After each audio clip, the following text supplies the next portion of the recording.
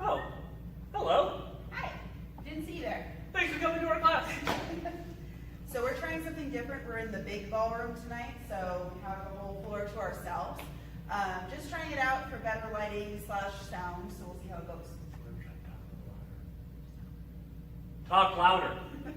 All right. So, as you may recall, we are in the middle of our Foxtrot series.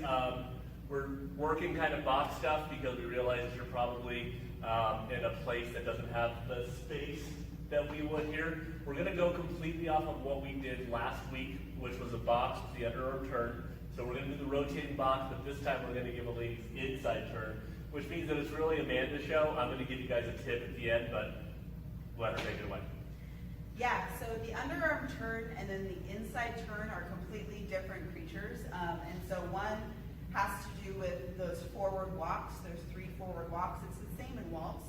And then the inside turn is kind of tricky and kind of fun to learn. And I really enjoy teaching students this because it's a big challenge. It's more challenging than it looks.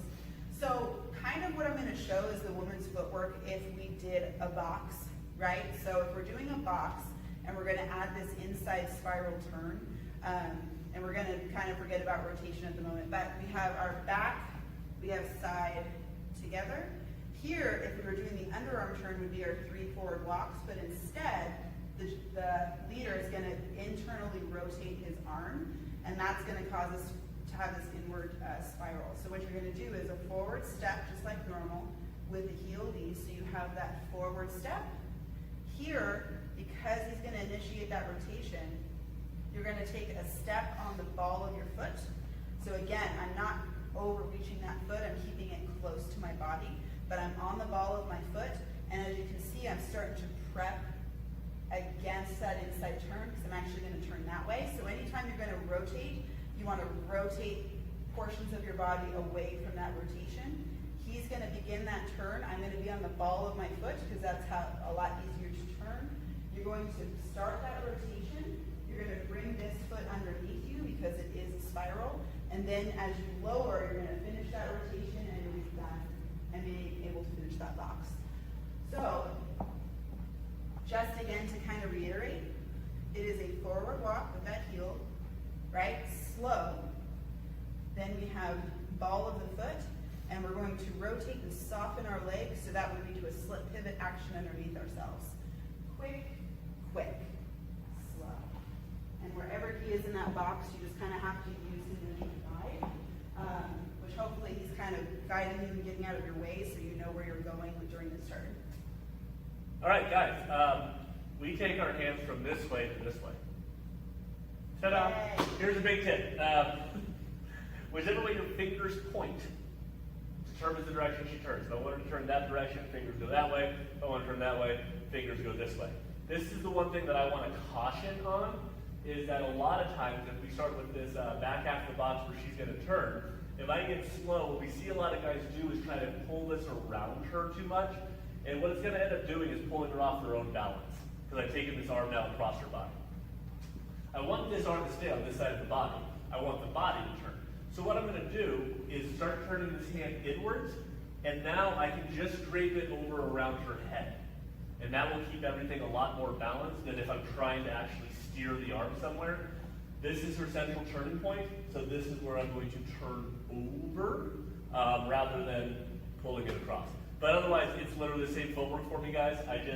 If I want her to just pass me, these hands stay out, and she will turn this way because of my fingers. If I want her to turn in front of me, hands come in the other way, and she will turn this way now because the fingers are pointing that way.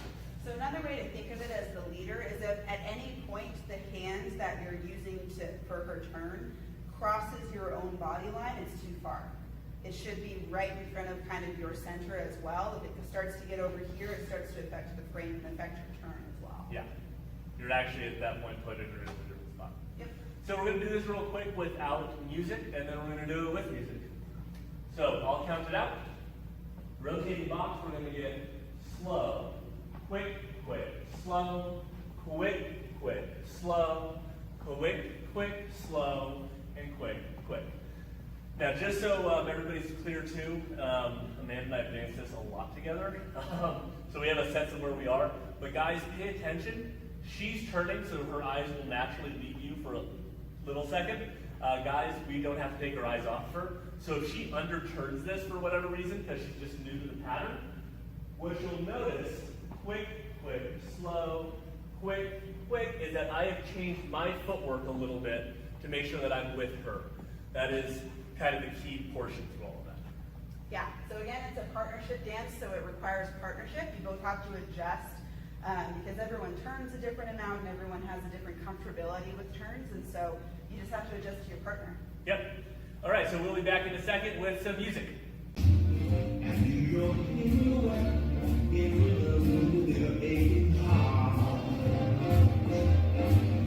And then for the original pattern we did,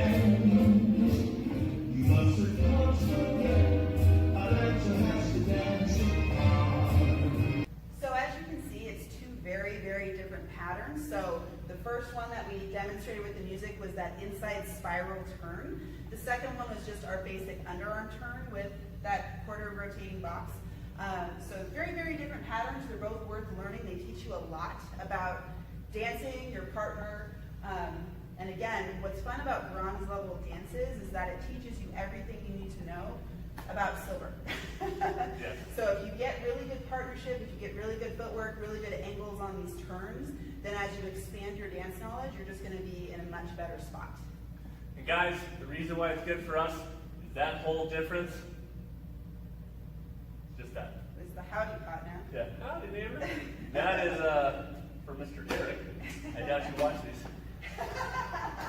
But in case, we've now referenced you and had a shout out for Eric Coffey. So, all right. So that's kind of our pattern for tonight. Again, we are doing 4 different classes or videos of Foxtrot. So if you guys have any questions, please leave it in the comments, and I will do my best to answer.